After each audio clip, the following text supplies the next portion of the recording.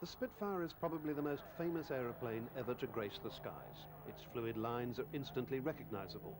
The roar of its Merlin engine delights the senses of young and old. That sight and sound revive memories of its finest hour, the Battle of Britain. Of course, for all its charisma, Spitfire was a killer. Designed in the 1930s, made famous in the 40s, and still the favourite of the airshow scene in the 1990s.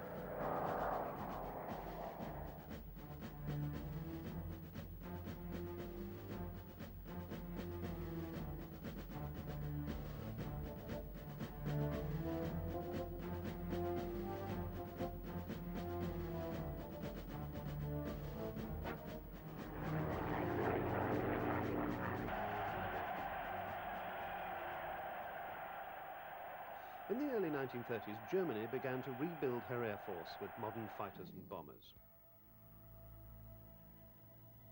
In Britain, the Royal Air Force still had to contend with outdated biplanes.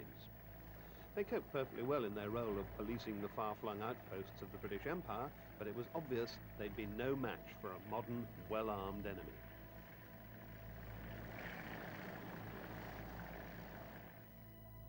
New bombers were needed, heavier aircraft that could fly further and carry bigger bomb loads. But most of all, the RAF needed new fighters to replace the pretty little biplanes that flew barely faster than 200 miles an hour and couldn't even reach the bomber formations. So in 1934, the Air Ministry issued a specification for a new monoplane fighter. It had to carry 8 guns, and that was a radical advance over the twin and 4-gun fighters of the day. It also had to go faster than any previous British military aircraft, faster than 300 miles an hour.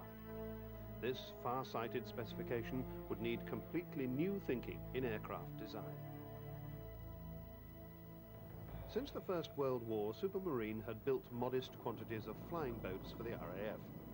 Starting with the Southampton in 1925, Supermarine aircraft had fulfilled the maritime patrol requirements of the RAF for the next 15 years.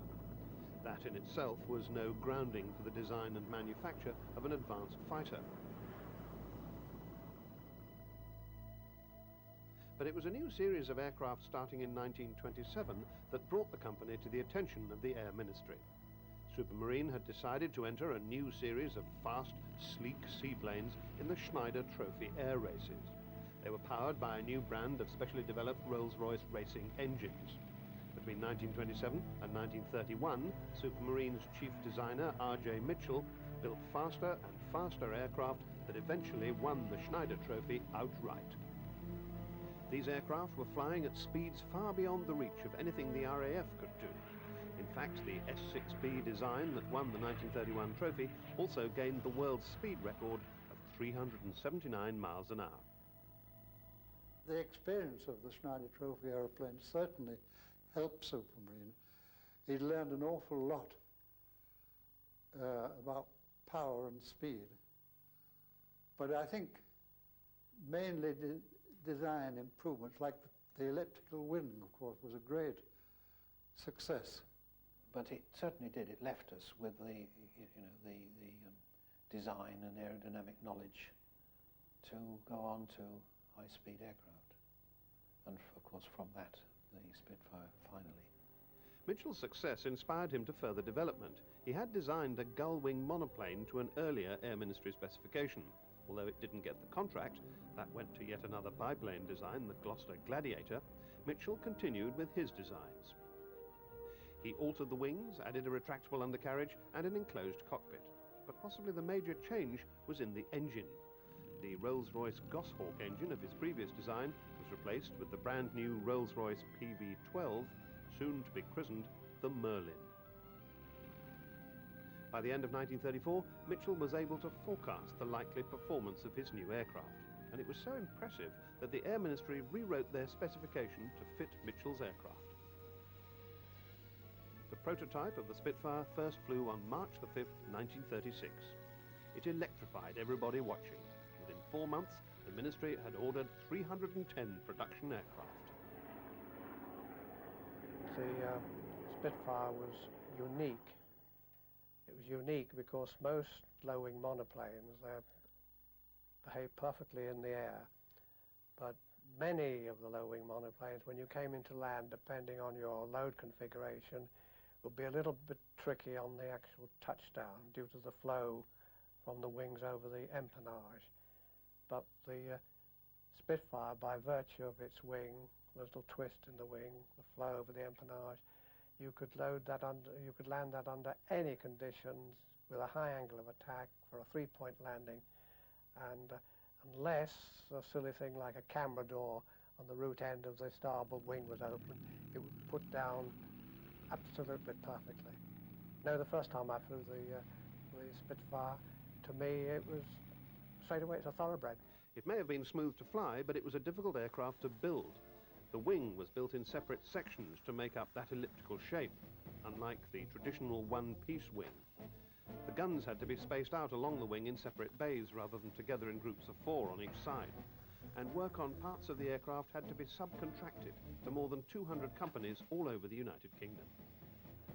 It was to be 2 years before the first aircraft came off the production line.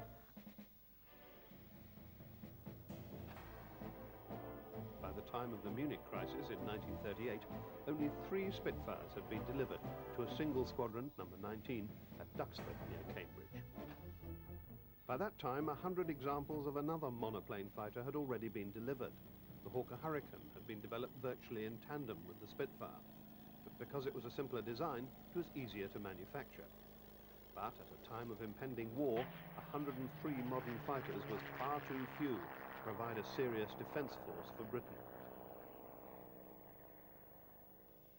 But as the need for more Spitfires became crucial, Vickers began to build a government-sponsored factory at Castle Bromwich near Birmingham. This vast site would manufacture more than 11,000 Spitfires over the next few years. But this was 1938, and the opening of the factory was still a long way off.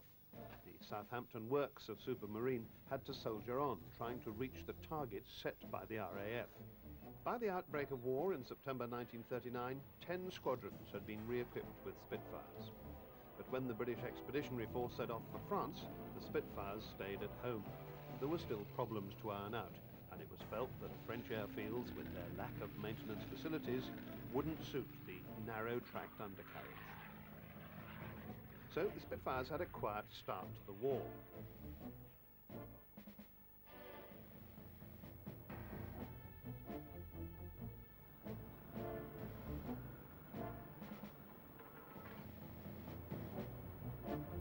But their peace was to be rudely shattered at the end of May 1940, when they were called out in support of the evacuation from Dunkirk.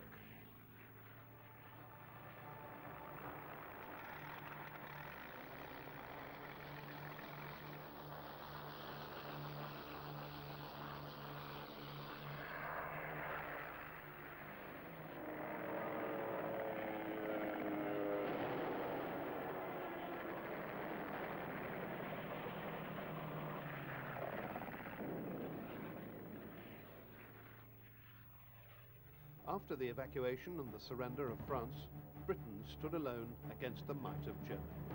German morale was high. Their armed forces had never lost a battle, and it seemed only a matter of time before Britain would succumb in turn.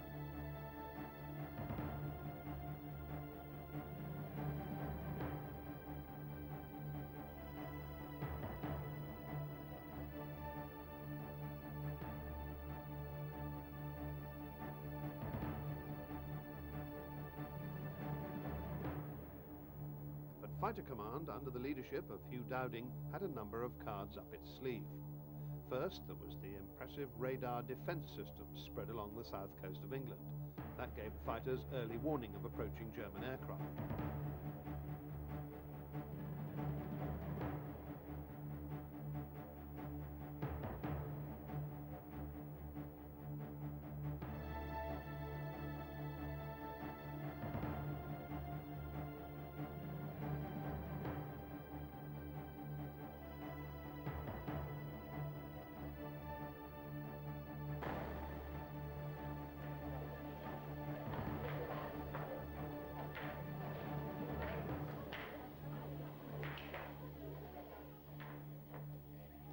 Serial number? Serial 97. Beacon Hill. Serial 97, Squadron 32, intercept raid 45. Correct. Tang Mia. Serial 98, Squadron 43, intercept raid 46. Correct.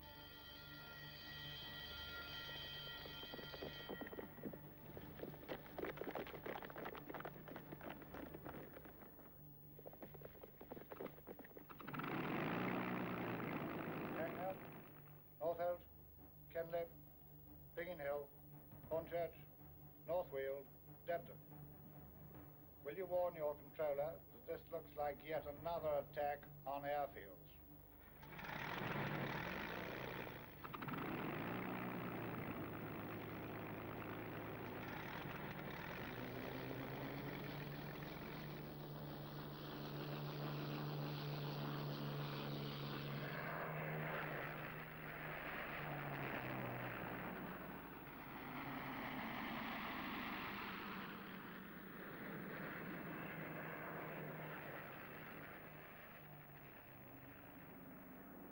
Second, the Spitfires and Hurricanes were at least a match for the German fighters.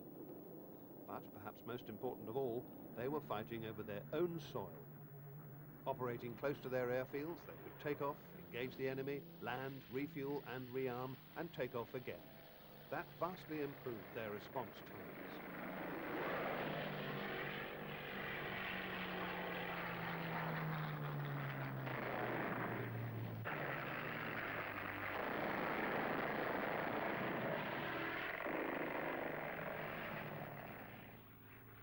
And of course, any British fighter pilot bailing out from his aircraft would be able to rejoin the battle, unlike his German counterpart, who was destined for the nearest prisoner of war camp. It was during the Battle of Britain that the two frontline fighters devised a deadly partnership.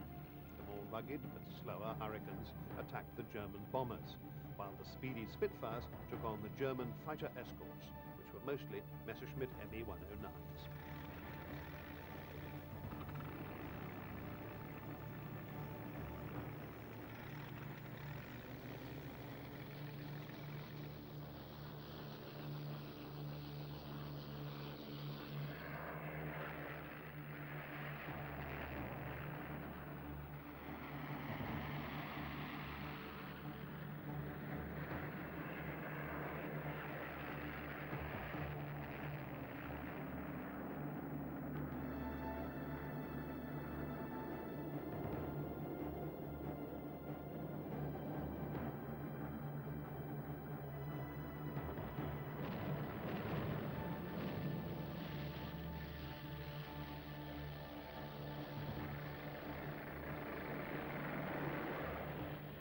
The conflict between Spitfire and Me-109 was to become a classic of aerial combat. Twisting and turning, trying to get the enemy in sight, scanning the skies for more enemy fighters. Get in close, a quick burst from the machine guns, turn away.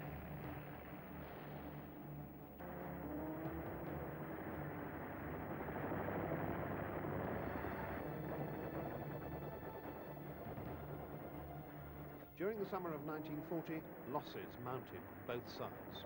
The Germans had begun with more aircraft, and they would always have won a battle of attrition. They bombed RAF airfields daily. For a time, it seemed that Fighter Command could not hold out.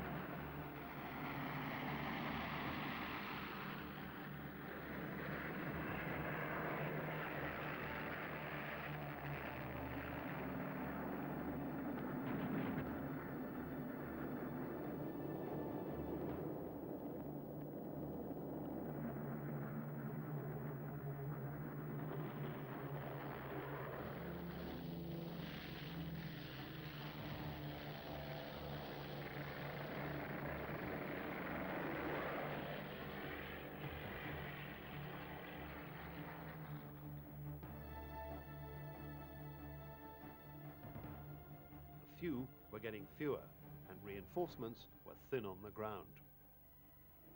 But suddenly, the Luftwaffe changed tactics. They switched their attacks from the airfields to the cities. Unable to beat the RAF, they decided to try pounding the whole country into submission. Taking a deep breath, Fighter Command took advantage of the respite offered to their airfields and regrouped. From that day, the 7th of September, Fighter Command's strength grew constantly. On the 15th, the day that would become known as Battle of Britain Day, the Luftwaffe lost more than 60 aircraft during massed attacks on London. Hello, Keter Leader. Short Jack answering, loud and clear. Vector 120. 100 plus bandits at 20,000 feet, heading west. Over. Hello, Short Jack. Okay, listening up. Groups up. Hello, sir. Yes, 3 squadrons are airborne. All right, sir. I'll get all sails from the aircraft off. Although it does look as if they're going for the towns and not the airfield. Yes. Our early warning has given us plenty of time this morning to get the boys off. Hello, Short Jack. Keter Leader calling. Tally ho, tally ho. High calls with 109's dead ahead. My God, there's hundreds of the baskets. Never seen so many. Hello, Keter Squadron. Blue section, take the bombers. Red section, the fighters with me. Red section, line astern, go.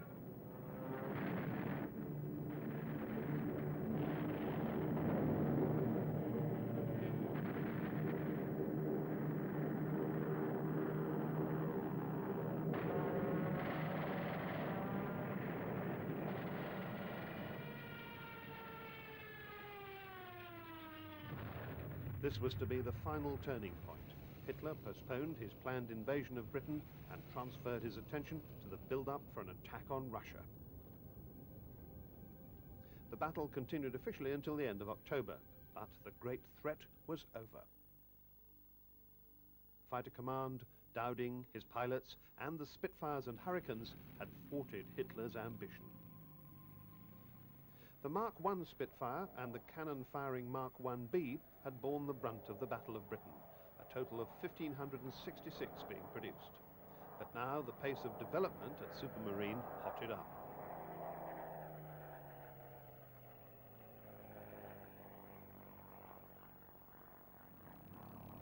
The Mark II, with an uprated 1,175 horsepower Merlin 12 engine, arrived in December 1940, closely followed in February 1941 by the Mark V, which had a 1,440 horsepower Merlin 45.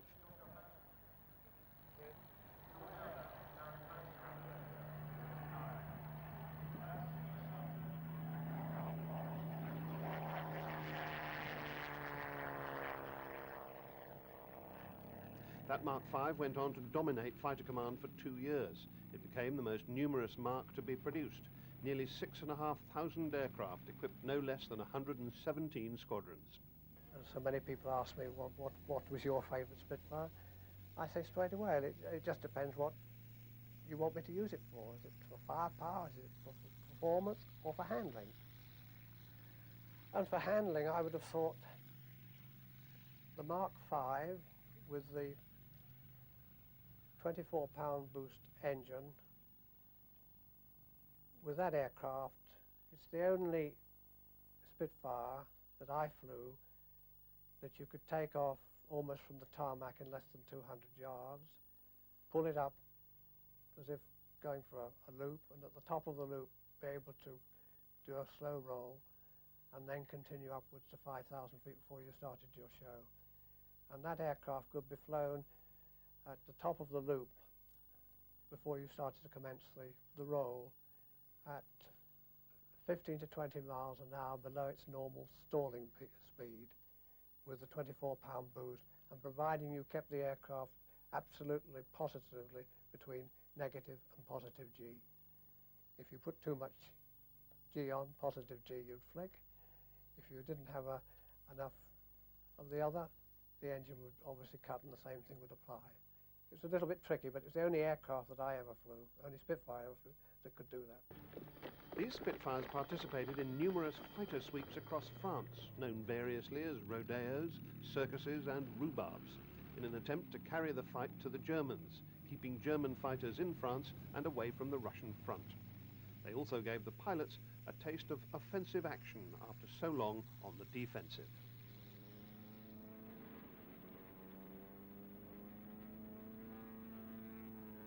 Throughout the first 2 years of the war, the Spitfire managed to stay ahead of, or at least on a par with, its main adversary, the Me-109. But the appearance of a new German fighter, the Focke-Wulf 190, at the end of 1941 had a profound effect on fighter command. It was superior in almost every respect.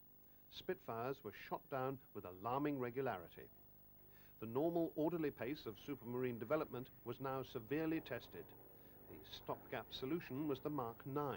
It was actually a Mark 5 airframe with the uprated 1660 horsepower Merlin 61 engine. With a maximum speed of just over 400 miles an hour and improved turn and climb performance, the Mark 9 restored the balance of power in the skies over France. Quantum leap between the Mark 5 to the Mark 9 was such that you just reveled in it. It was just superb. It climbed like a homesick angel, and it got a magnificent turn of speed, and yet it still had the maneuverability of the Mark 5. I loved it. In fact, far from being the planned stopgap, the Mark 9 stayed in service until the end of the war. It fought in the North African desert, in the Balkans, on home defense, and ultimately with the 2nd Tactical Air Force in Germany in 1945. The total production of Merlin engine Spitfires reached a staggering 18,298. Many other Marks were built for different jobs. They included high and low altitude interceptors, photographic reconnaissance aircraft, two-seat trainers, fighter bombers, and aircraft specially designed for the tropical climates of the Far East and North Africa. But early in the war, it had been realized that the Merlin engine could only be developed so far. It was now time for a new engine to power the Spitfire through the last years of the war. The Rolls-Royce Griffon was developed from the trophy-winning R series that had been so successful on Mitchell's Schneider seaplanes. It was bigger, with 36.7 litres capacity compared to the Merlin's 27, so the Spitfire had to be 2 feet longer. It was a tribute to Mitchell's original design that the Spitfire had the versatility to take on this new and bigger engine. Possibly the best of the Griffon Spitfires was the Mark 14. It was a truly remarkable fighter. At a height of 26,000 feet, it could fly at 448 miles an hour. It was the first Spitfire to carry an engine with more than 2,000 horsepower. And a testament to its power is that it was used to chase and shoot down V-1 flying bombs. It was also responsible for shooting down the first Me-262. That was the German jet fighter bomber. The Mark 14 carried Spitfires through to the end of the war, and that made it the only aircraft to stay in continuous production from 1939 to 1945.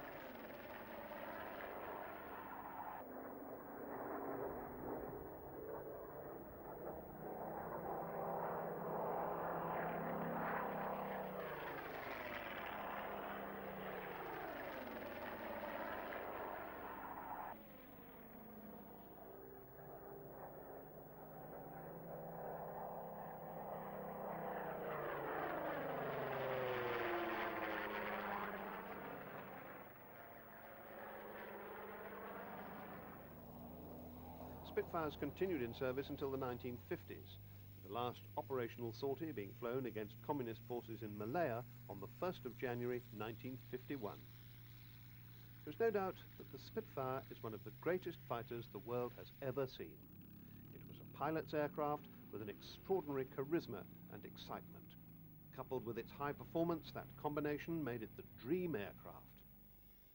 In the 10 years of its production, 22,000 people were involved in building 20,351 Spitfires. Not one of those people will ever forget the impact of that aircraft. Despite the success of the Hurricane, it was the Spitfire that became the symbol of hope during Britain's darkest days in the summer of 1940. And it was the sound of that Merlin engine in the following years that brought people the feeling of impending victory. That spirit of optimism has continued down the years. Ever since the war years, frontline interceptor fighters, from Lightning to Eurofighter, have been described as the Spitfire of their time.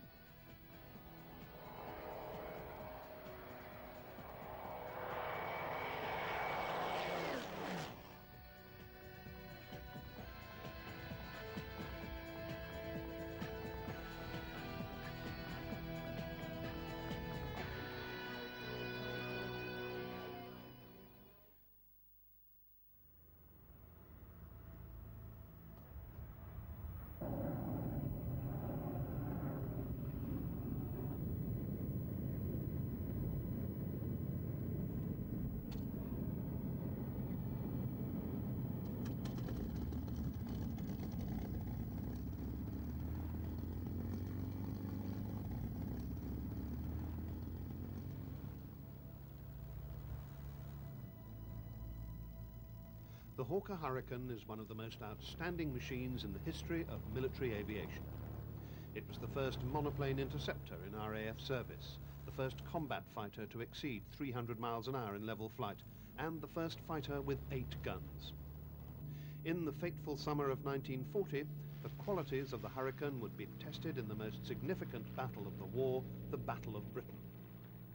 The Hurricane, in the hands of the brave and skilled pilots of Fighter Command, proved to be one of the most important factors in the RAF's final victory.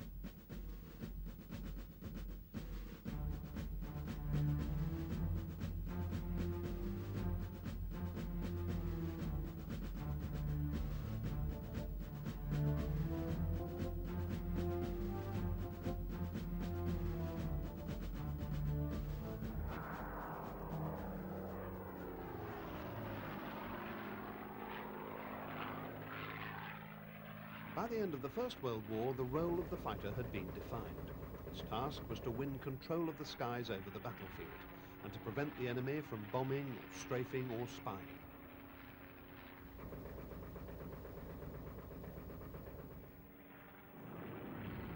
The most famous fighter of this war was the Sopwith Camel. Built of wood and wire and canvas, its biplane format gave it tremendous wing area for its size, and that made it immensely maneuverable and well suited for close aerial combat. From this great aircraft, the Hurricane can claim direct lineage because Sopwith evolved into Hawker engineering. In the harsh economic environment that followed the First World War, the demand for military aircraft diminished. With more pressing peacetime requirements and a consequent slashing of military budgets, the RAF was cut back to a skeleton force. But civil aviation flourished. A whole series of records was set in the 1920s. Those achievements weren't lost on the Air Force planners.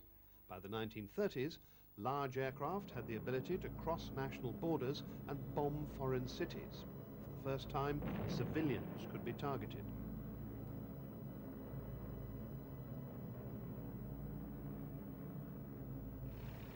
It was widely believed that there was no effective defense against a massed bomber force. Fighting fire with fire was deemed the only solution.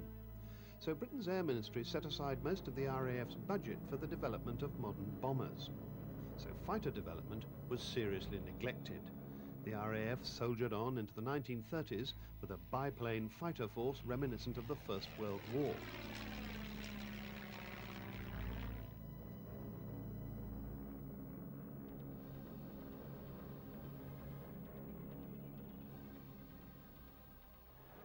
Hawkers, like most other aircraft manufacturers, were still designing biplanes. In 1924, Sidney Cam had been employed as their chief designer. One of his first projects was the Hawker Hart, a light bomber with a top speed of 184 miles an hour. And that was remarkable for the late 20s. It was faster than RAF fighters of the day. As a result, a fighter version was developed, the Hawker Demon. That entered service with the RAF in 1931.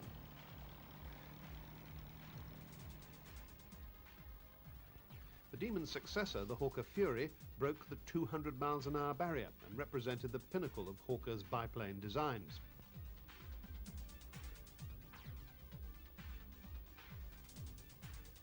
During these years, Cam gained a reputation for attractive designs. But despite some increases in speed, these latest fighters were already outmoded. In Germany, the Nazis were preparing for war. With tremendous resources allocated to aircraft research, Hitler's designers built modern, fast monoplane bombers. It became vital for the RAF to have faster fighters.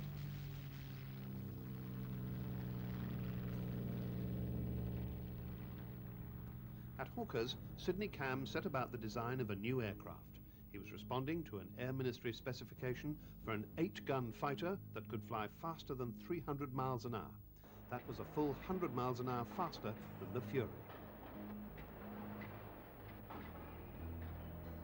The new aircraft boasted a new Rolls-Royce engine, the Merlin, but for ease of production, it used the old jigs and tools developed for the Fury. It was constructed from metal tubes supported by wood and covered in fabric. That produced a light but strong aircraft which was rugged and easy to repair. A wide, retractable undercarriage gave it stability on bumpy airfields.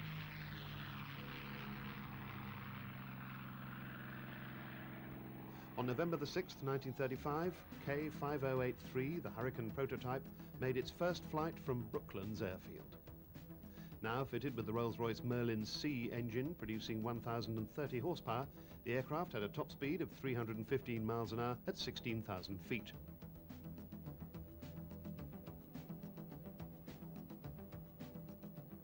After extensive trials at the Aeroplane and Armament Establishment at Martlesham Heath, the aircraft was approved for production. The first aircraft off the production line was delivered to the RAF in October 1937. The intervening 16 months had been used productively to fine-tune the basic design. It now boasted 8 US-built Colt Browning machine guns, 4 in each wing. They were mounted just outside the arc of the propeller. That gave the aircraft accurate and concentrated firepower. Each gun was supplied with 300 rounds, allowing 14 seconds of continuous fire.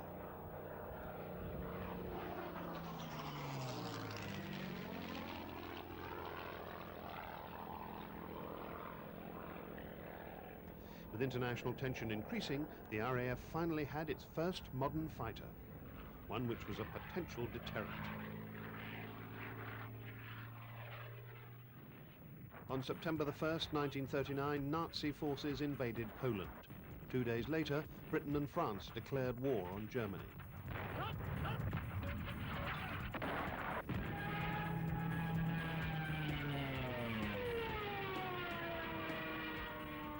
The British Expeditionary Force was sent to France, and with it went 4 squadrons of Hurricanes. In May 1940, Germany invaded Holland, Belgium and France, and by the middle of the month, the British and the French were fighting a rearguard action.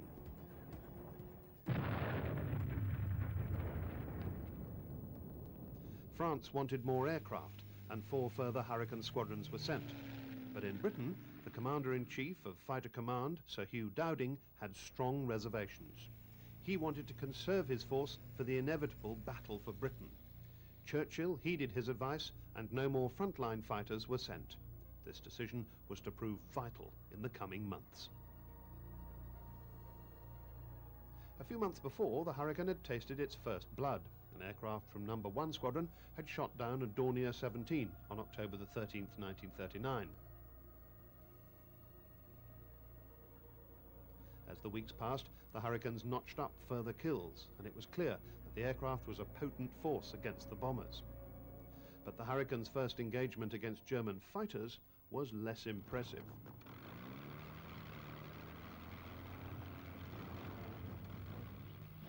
On December the 22nd, 1939, 3 Hurricanes were set upon by German fighters diving from above and behind. The lethal Messerschmitt 109 proved to be more than a match for the Hurricane.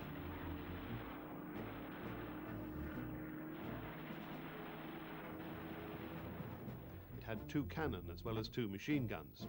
The 109 could fire from greater range, and its explosive shells could penetrate armor plating. In addition, the ME 109 had a bigger engine. That gave it a higher top speed and a greater rate of climb.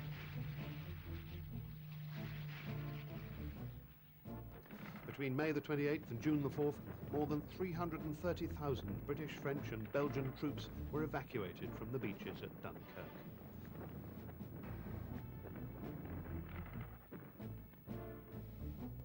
The Hurricane squadrons were rapidly withdrawn, leaving behind valuable spares and tools. And so began the intense period of preparation before Hitler turned his ambitions to Britain. Losses in the French fighting had been heavy, with almost 200 Hurricanes destroyed. But those early aerial combats had taught Fighter Command some valuable lessons.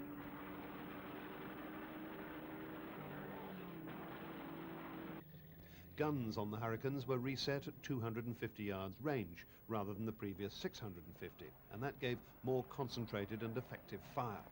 The gun lubricating oil was thinned down with paraffin to stop it freezing at altitude.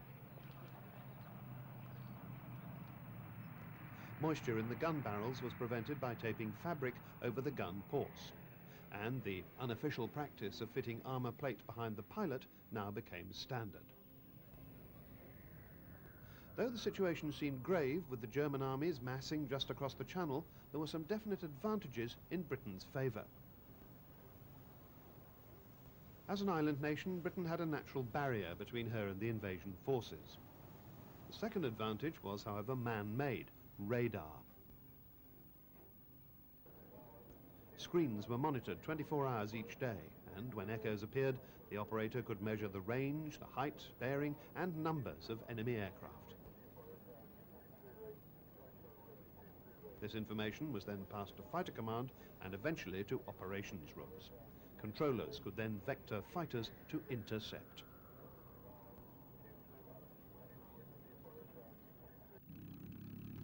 This network allowed the RAF to conserve its resources and pick its targets, rather than sending squadrons off on endless searches over southern England.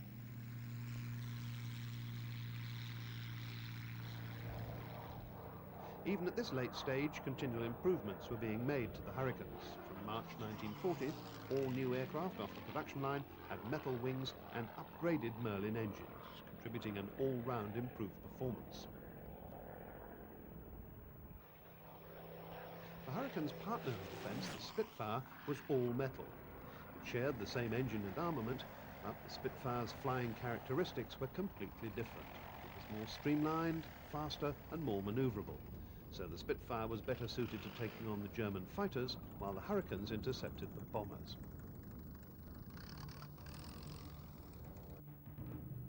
From the middle of July, the Luftwaffe began attacks on Channel convoys. On the 20th, during a raid, Dover Harbour was also attacked.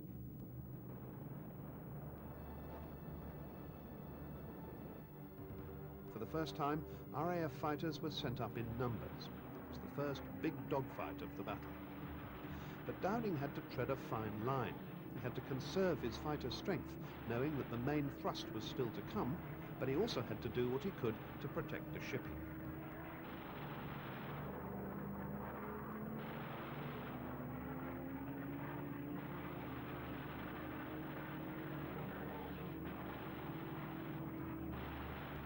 At this time, Fighter Command only possessed 57 squadrons of fighters. 29 of them operated Hurricanes. 17 of these were part of 11 Group, which would bear the brunt of the fighting in the southeast.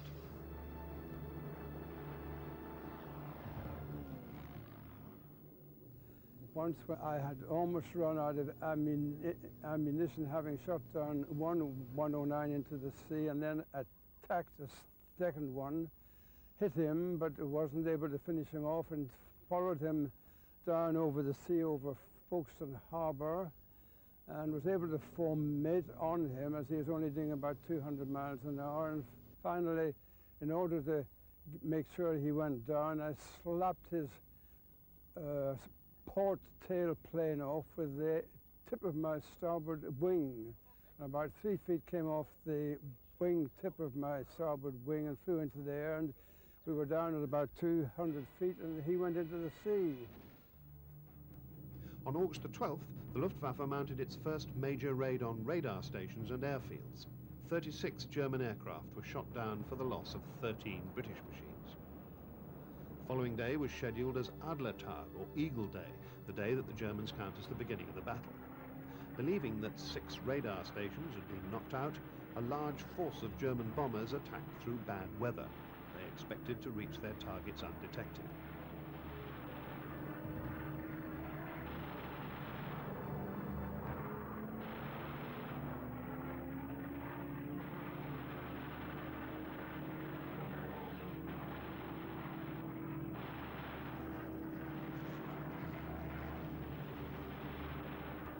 That day, 47 German aircraft failed to reach their bases for the loss of 13 British fighters.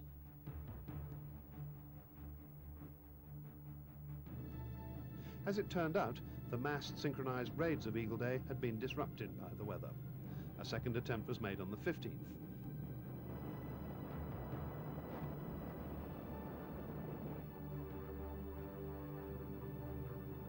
520 bombers with 1,270 escort fighters attacked in unison.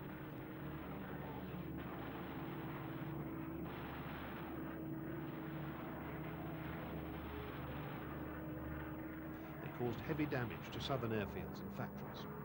But the damage was too scattered to have a major effect on Fighter Command's effectiveness. To make matters worse, the day scheduled to start the downfall of Britain turned into a German rout. To the Luftwaffe, it became known as Black Thursday. The losses on both sides were never to be exceeded in the battle.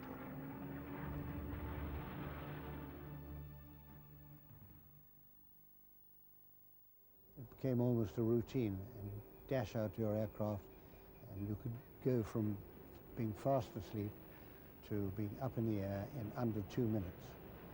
As you were climbing up and doing your cockpit checks, the controller would give you over the radio the height you had to climb to, the distance to the enemy aircraft that were coming in, their altitude, and probably their compass direction as well. And with the aids of radar, these interceptions were spot on every time.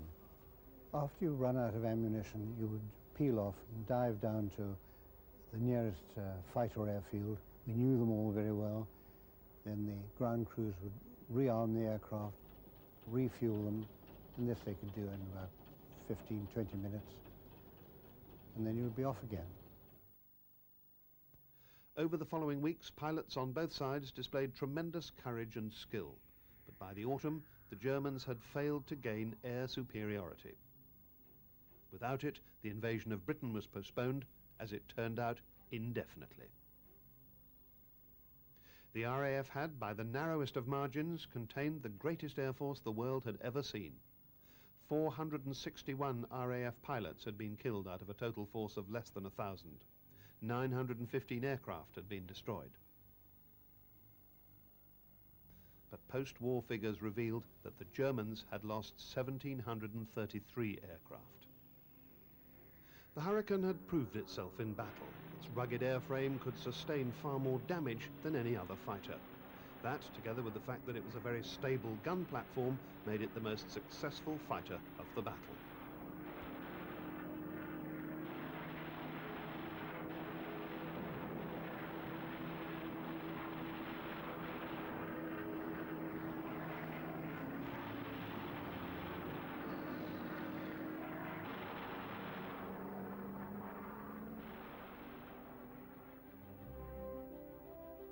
It had been appreciated from an early date that the basic Hurricane had considerable development potential. With the introduction of the new Merlin 20 engine, this version became the Hurricane 2A. In early 1941, the Hurricane 2A SRS-2 was introduced. That had interchangeable wings. More armament was added, greatly improving the Hurricane's hitting power. The first variant, the 2B, had 12.303 machine guns and provision for two 250-pound or two 500-pound bombs underneath. Second variant was the 2C, which was armed with 4 Hispano-Suiza 20mm cannon.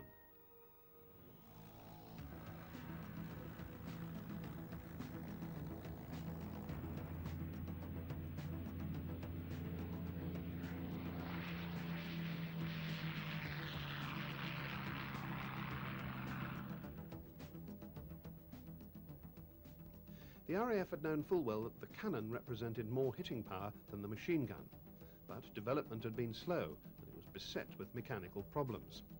Trials as early as 1939 showed a number of defects, and it was not until the summer of 1941 that these were ironed out. In total, 80 squadrons were eventually equipped with the cannon firing 2Cs.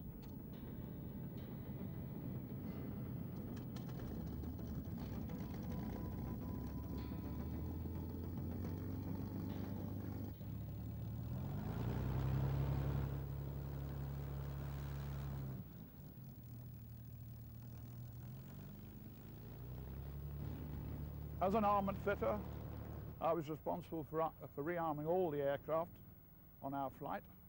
The first aircraft we got were the 8 303 machine gun aircraft. So you had 4 303 Browning machine guns in each wing. The next, after several operations up and down the desert, we were returned to base to re-equip with newer aircraft, and we got the 12-gun Hurricane fighter. That had 6 machine guns in each wing. The bank of 4 here and 2 outboard on each wing. And then ultimately the Hurricane was developed, of course, because of its very deep chord wing. It could accept the 20mm cannon very easily without putting the blisters on the top or underneath, as you have to do with a Spitfire. So the Hurricane became a very good aircraft on that score.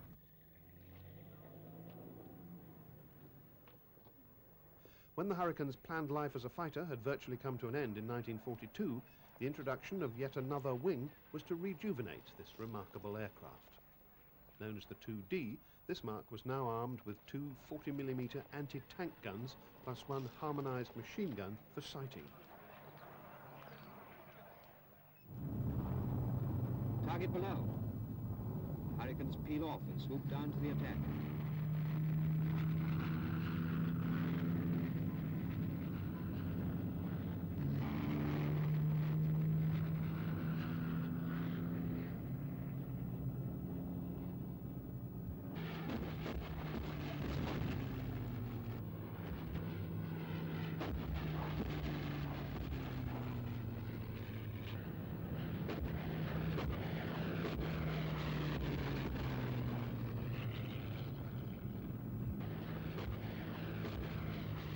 The German tank is blazing now, finished, knocked clean out of the wall by the tremendous power of fire from the tank buster's cannons.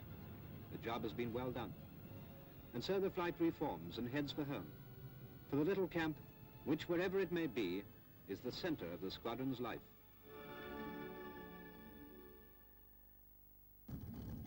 The success of the wing variations led to the final production version called the Hurricane 4. That had the powerful Merlin 24 or 27 engines. Here it's operating from a temporary strip in Calcutta.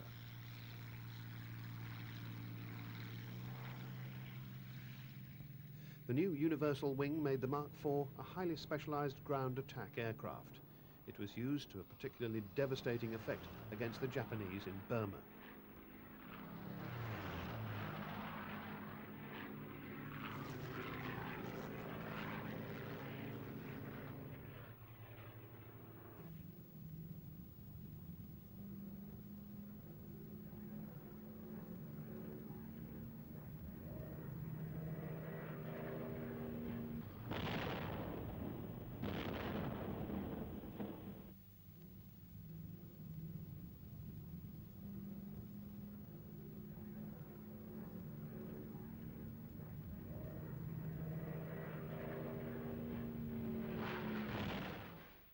The Hurricane's ultimate firepower was achieved by the installation of a weapon system first proposed in 1941 and tested on the Hurricane in February 1942.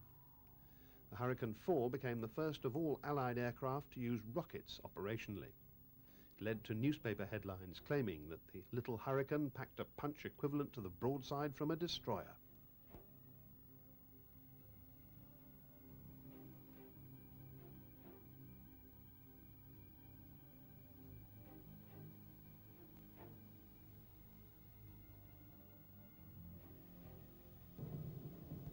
One of the main reasons for the longevity of the Hurricane was the problem-ridden development of its successor, the Hawker Typhoon. Typhoon was developed by Sidney Cam in 1937 and first flown in 1940, but it took 3 more years before it realized its full potential and started to take over from the Hurricane in the ground attack role.